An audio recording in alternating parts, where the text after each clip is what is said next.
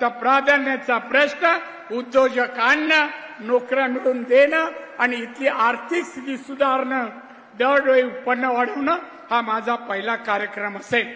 बंधू भगिनीनो, मातानो, आतापर्यंत लोकप्रतिनिधी म्हणून तुमचे आशीर्वादच मला मिळाला नाही. मी एवढी वर्ष गेली 40 वर्ष विविध पदावर आहे.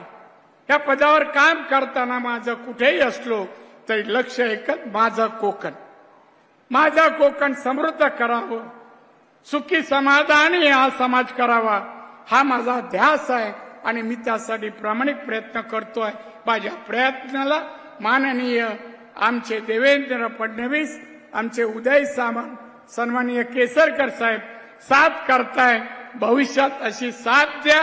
आपण या कोकणाचा कॅलिफोर्निया का लोक भविष्यात बोलले पाहिजे की कोकण पहा आणि कोकण सारखी प्रगती